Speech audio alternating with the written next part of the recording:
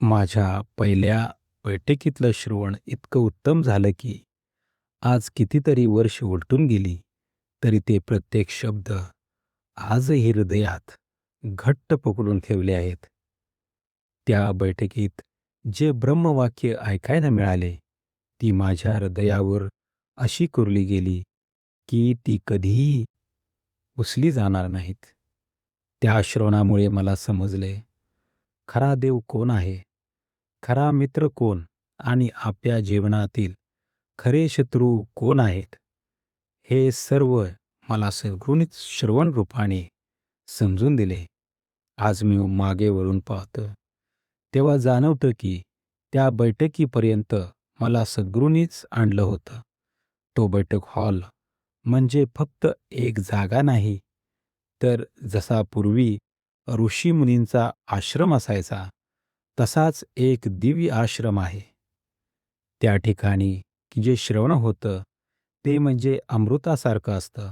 सद्गुरूंच्या दिव्य शब्दांनी भरलेलं, मनाला जागृत करणारं आणि जीवन बदलून टाकणारं, सर्व ठिकाणी भटकणाऱ्या मनाला विश्रांती देणारे, समाधान देणारे, जे आठवडाभर आपल्याला दिव्य वलयात ठेवतं, आपलं सर्व संकटांपासून, सर्व व्याधींपासून रक्षण करतं, मनाची हुरहुर कमी करून अंतरी दिव्य प्रकाश निर्माण करतं, मनाला नवी उभारी देतं, आपल्यासोबत आपल्याला या अंधकारातून बाहेर काढणारा कोणीतरी आहे याची जाणीव करून देतं.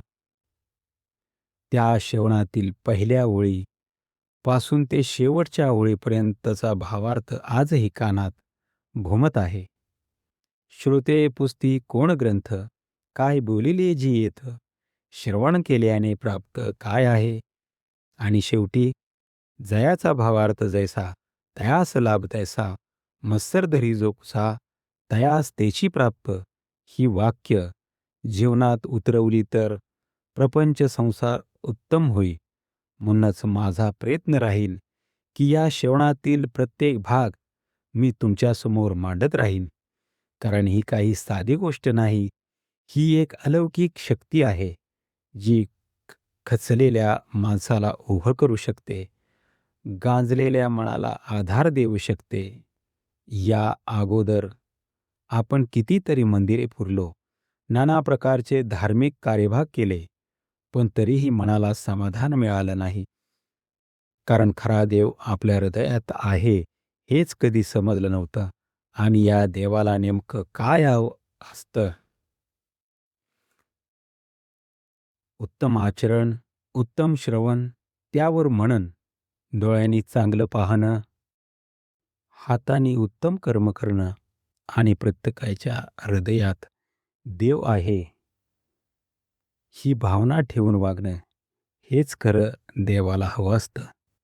माझ्या पहिल्या बैठकीने मला जीवनाचा खरा मार्ग दाखवला आणि म्हणूनच आजही मी त्या दिव्य श्रवणाचा ऋणी आहे. जर तुम्हालाही असं श्रवण ऐकायला आवडत असेल, तर समर्थ बैठकीला फक्त एकदा येऊन बसा आणि कमेंटमध्ये जय सद्गुरू नक्की लिहा. लाईक करा, सबस्क्राईब करा आणि हा व्हिडिओ जास्तीत जास्त लोकांपर्यंत शेअर करा. जय सद्गुरू, जय जय रघुवीर समर्थ, श्रीराम समर्थ, जय सद्गुरू.